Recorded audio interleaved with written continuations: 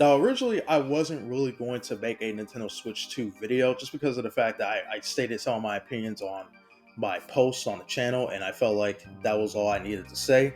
But as more and more information starts to come out about the Switch 2 and more things are being unraveled about the system itself, I figured, you know what, I might as well just make a quick video, give you guys my honest thoughts about the Switch 2 and everything surrounding it and all that stuff. So here it is, before we actually get to the real spicy stuff, like regarding the system, let me just actually talk about the direct itself and talk about the system itself as well, because I haven't really given a full like opinion on it outside of like doing the stream with my brother Cali Q and all that stuff. So let me just break it all down. So the actual direct itself, I felt like was good. I still liked some of the things that they introduced. I see some people speaking like, "Oh, it's like one of the greatest directs of all time," and stuff, and I'm like, I wouldn't say it was one of the greatest. If I had to rank the overall Switch 2 direct, leaving out all the craziness that came after it aside, I would probably have to rank it maybe like a good 6.5 to a 7. Kind of leaning more towards like a 6.5, because when I actually think about like what they introduced in the direct, a lot of it was just ports and remasters of games that we already have, or if they weren't already out, they were already going to come out anyways on different systems like the PlayStation 5 and all that stuff, if you know what I mean.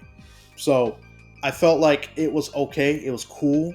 I mean, don't get me wrong. I like the fact that they showed off the new Mario Kart game. That was nice and all. New Kirby, Donkey Kong, and the new Hyrule Warriors game also looks pretty good too. And I'm definitely interested in playing it. But the main issue I have is that like even like the quote unquote bangers of the direct were kind of like spin-off games. A lot of them are mainly just games that are like they're not the main focus that people want. And I just felt like, okay, so new Mario Kart, cool. Another Kirby racing game, cool. Donkey Kong, okay, cool. And new Hyrule Warriors, okay, fine. All four of those things are fine. I don't think these things are like to even with them together. I don't think it was enough for me to be like, oh my god, I gotta pick up a Switch 2 immediately. Even though some of these games I do have interest in playing, but these are not like console sellers in my opinion, for me. And again, this is coming from the perspective of somebody who's not really the biggest Nintendo fan in the world. Like, I don't really care much about Mario. I don't care for Kirby all that much. Don't care about Donkey Kong either. So a lot of my opinions and stuff is going to be vastly different compared to somebody who is a Nintendo fan, and they might see that as a big selling point. But for me, it's not, not at all. But yeah, I felt like it was good. Too many ports, too many remasters. Some people would argue that it was just too much, but in my opinion, I think it makes sense given the fact that a lot of these games are games that people want to see, like Yakuza and all that stuff. The only thing I was kind of shocked that they didn't really show off was, it's more specifically on Atlus's point of view, is like I'm surprised there was no Persona 3 Reload or no Metaphor ports that was shown on there. I was actually very shocked by that, but who knows? Maybe they might show that off like in the next Nintendo Switch 2 Direct, whenever that may be. I don't know. That's probably a long time from now. I was actually kind of shocked about that. I know a lot of people talked about that new From Software game. If you want my honest opinion on that, I don't have an opinion on that because I don't care about From Software games that much. But it did look good. It kind of looked like Bloodborne, which was interesting. I'm kind of shocked they didn't just go with like a Bloodborne 2 or something like that. But it looked good from what I saw of it. And yeah. And then, the new Bravely Default, that was neat too, and all that, blah, blah, blah. So, again, I went in more detail about the stuff that I did like about it on my Switch highlights video, so I'm not going to go too in depth about that. Now, let's actually talk about the console itself. A lot of people had issues with the fact that the console was $450. Personally, in my opinion, I wish it was lower, but I'm not really surprised by the overall price just because of the fact that this is the Switch 2. Like, it's the most anticipated system that is basically, obviously, the successor to the Nintendo Switch. And considering a lot of the new improvements that they added to it, like, being able to play games at 4K resolution, 120 frames per second, and all that stuff. Um, it was. I feel like the price makes sense. There's a lot of things in there that I feel like it makes sense for it to be that high. I don't think it should be that high, but for a new system, especially when it comes to especially since again it is the most anticipated console of all times, currently in this era, I feel like the price is fine. I don't. I it could have been worse. I'll put it like that. It could have been worse. Then again, it could be worse. It could be worse. I should say that. But yeah, system itself, I like the Switch 2, which is why I am very disappointed by a lot of the things that came afterwards regarding the system, because I didn't want to get on here just to hate on it. Like the thing that bothered me around the whole conversation around the Switch 2 is like people coming out of the woodworks being like, "Oh, you guys are just hating. You guys just are being cheap. You guys are just too broke to afford the newest Nintendo." And it's like, first of all, it's not even about all that. Like, okay, let me put it like this. Okay, the thing, it's not about hating. I always dislike when people, whenever these kind of conversations happen, and whenever you have these discussions with a lot of gamers and Nintendo fans, and really just any type of fans in general. A lot of people's just first assumptions is always like, oh, you guys are just trying to do like some sort of like rage bait, or you're trying to like do some weird hate campaign towards the system. And I'm like, no, it's not about that. It's just that we're criticizing a lot of the issues about the system because there is a lot to criticize. I mean, let's be real here. The fact that they're charging people a literal tech demo, they're charging us for a tech demo about the Switch 2 itself. It's not even a full-blown game. It's literally a virtual instruction manual for the Switch 2. And they're making us pay for that. Come on now. Do y'all honestly think that makes any sense? That we gotta pay for a tutorial game? I don't know. Maybe that's just me. Maybe that's just me. Maybe I'm going crazy on that one. No. But the pricing and all that stuff, it's just ridiculous. And it's not about like being broke or being cheap or whatever. It's about the fact that like the games that we are enjoying and the games that we want to play and stuff are becoming way too expensive. They're becoming too much, in fact.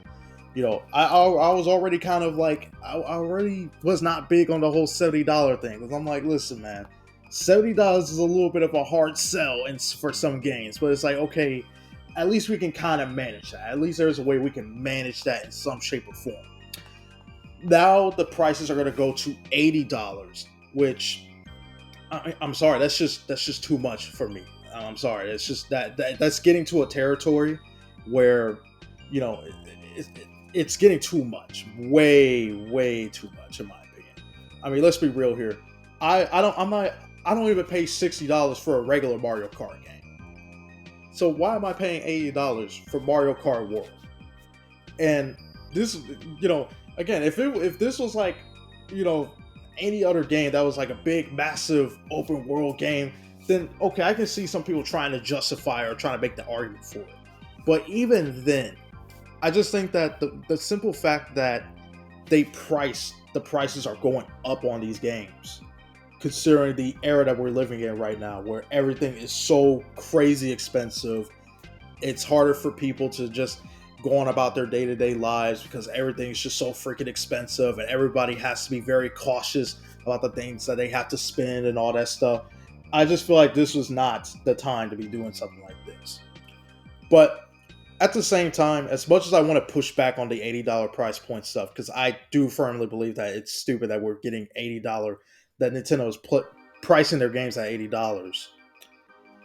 I kind of, it's, to me, it feels like a futile effort. It's a futile effort to do, because the thing about it is that Nintendo is going to succeed with this. I have no doubt, because people have to understand the Nintendo audience and really just the gaming audience in general. And it's just, Nintendo is just too massive and way too much. It has too much influence on people for it to not succeed. And I do have a strong feeling that $80 could possibly be the new standard going forward.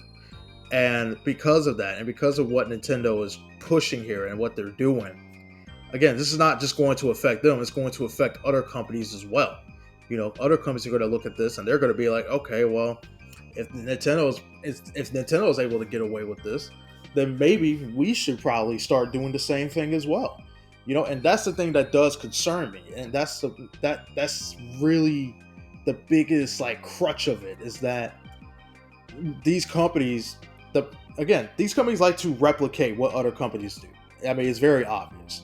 So seeing Nintendo be the first ones to take this leap, despite Nintendo supposed to be being like the family-friendly console that's affordable and all that stuff, they're the ones ultimately taking this charge to making games and making the hobby in general just even more expensive than it already is. And I don't like that. I dislike it. I firmly disagree with it, which is why personally I don't have much interest in picking up the Switch 2 until a lot of that gets fixed. Now, granted, I highly doubt it will, but you never know. I mean, it's just, I don't know. Maybe that's just wishful thinking. We'll see. Another thing that I personally was not a big fan of was the fact that there's the whole key card thing. So Nintendo basically has this new thing now with physical cartridges, where some games will be releasing physical copies, but they won't have the actual game data inside the cartridges. Instead, the cartridges are essentially like keys that you can use to download the game data onto it. And then once you have the game data on the cartridge, it basically kind of plays like a physical copy of the game. At least that's from what I understand of it. Again, I've read through it. I did my best to research it. I don't know if that's how exactly it goes. And I still have some questions about it. Like, okay, once we download the data to the game, to the cartridge and stuff, is the data still going to be on the cartridge? Or is it like every time we want to play the game or something, we got to download the data for it or something? I don't know. I don't know the actual value, how valuable this physical copy could be, just because of the fact that it's still digital. You still have to play the game. In order to even have access to the game, you still have to download the game via the internet, via Nintendo's servers and stuff. So I feel like this is kind of a redundant idea to me, because if the game data is not going to be on there, then what's the point of even having the physical copy of it? And that's just how I feel about it. And to me, this would kind of make sense for games that are like super huge, like maybe say like Elden Ring or Street Fighter 6. Games are like very big in terms of their data and sizes and stuff like that. But what really doesn't make sense to me is how a game like Bravely Default, a Nintendo 3DS game that came out like 10 plus years ago, needs a key, needs like a cartridge key. Like, really? Are Square Enix just that lazy that they couldn't put the entire game data onto the cartridge itself? They want us to do it, even though the game itself is not that big. We're talking about a 3DS game, guys. Even if it is remastered, they add new stuff into it. There's no way a game like Bravely Default needs to have a game key card.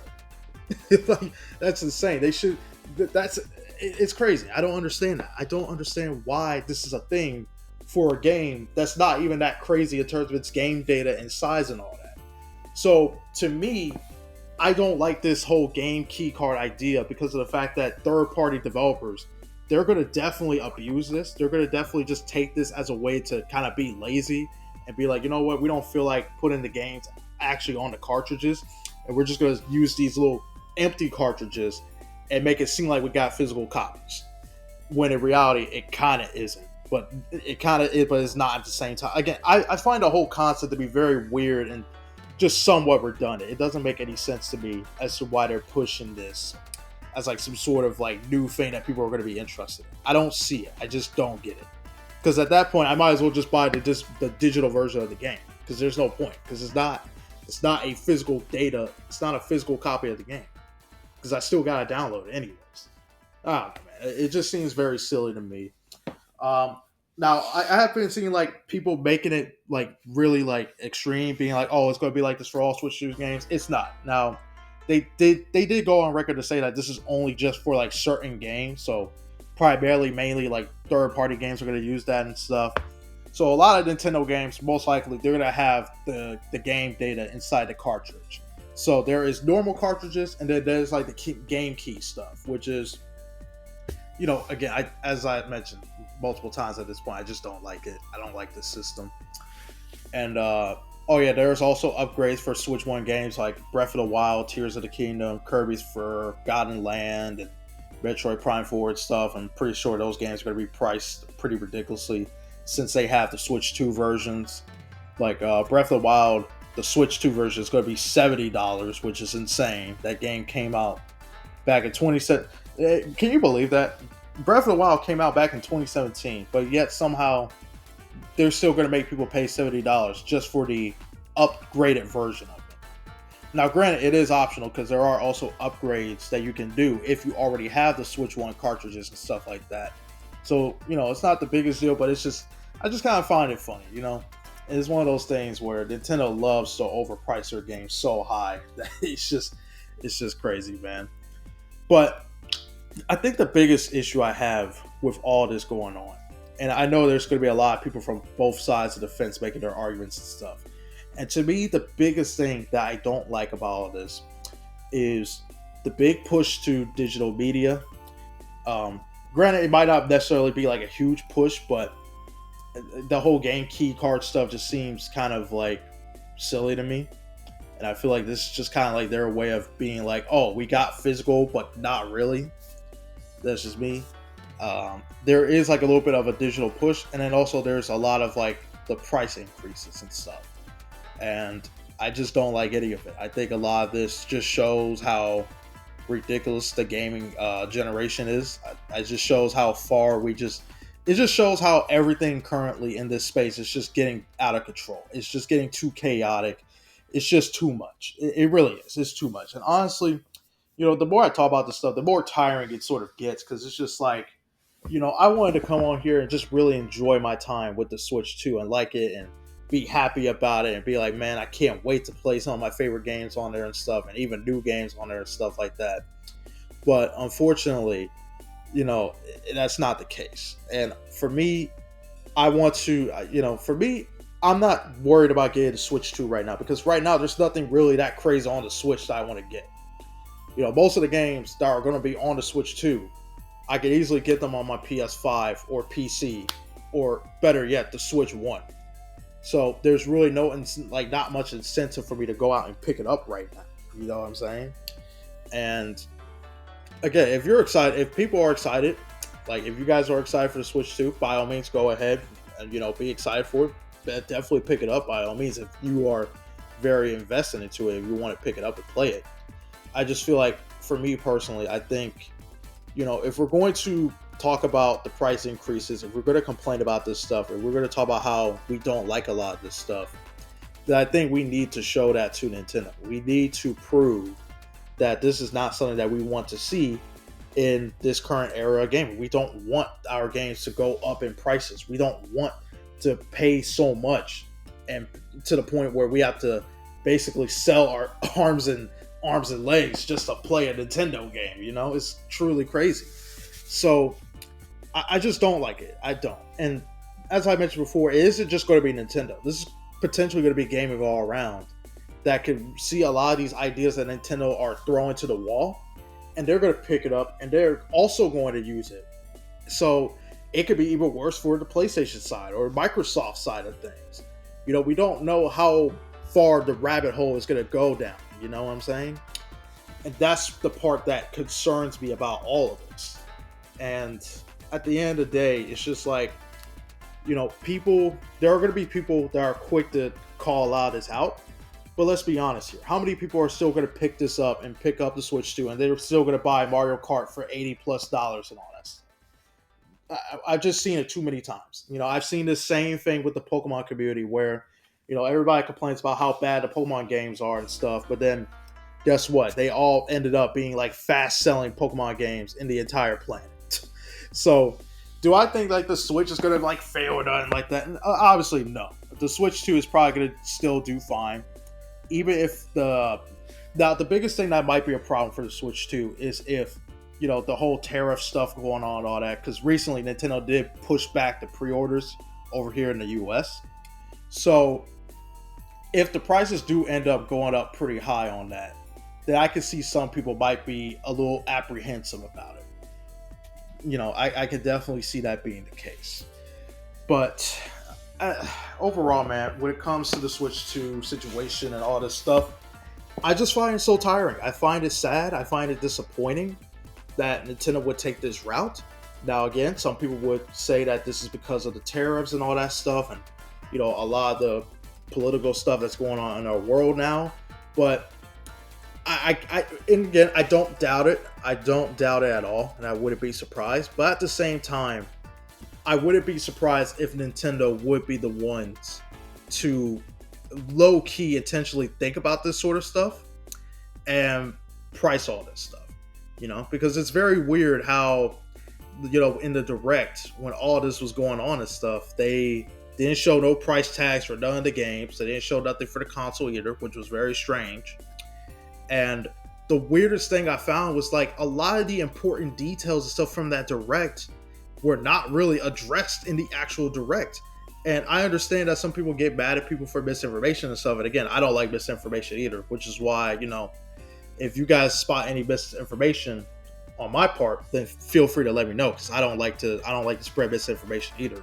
But at the same time, you kind of can't blame some people for being a little bit confused or puzzled by some of the stuff, because the problem is that Nintendo themselves did not do a good job at explaining everything. They expected us to do the research and just figure it out ourselves, when they could have easily just put everything out on the table. I mean, why not? I mean, it's a direct. They had all the time in the world to do this. So I don't know. Part of it, I do think partially it is Nintendo's fault for not really being transparent with the audience and their fans. And, maybe part of it could be just because of the way that the world is going on right now. But one thing I know for sure is that I'm going to be holding off on the Switch 2 until maybe year 2 or year 3. Until all this stuff gets resolved and until I actually see games on there that I'm actually excited to pick up and they're not ridiculously overpriced, like $80 or whatever. I'm not going to be the one. I'm not going to be involved in it, and I'm going to be still enjoying my time playing my Nintendo Switch. I'm going to stick with my PC. I'm going to stick with my PlayStation. I'm perfectly fine with sticking with what I have right now. But who knows? Maybe you guys have a different perspective and you guys can shed some light on the whole situation. I don't know. Let me know in the comment section. Do you guys agree? Or maybe you guys have a different point of view that's different from mine.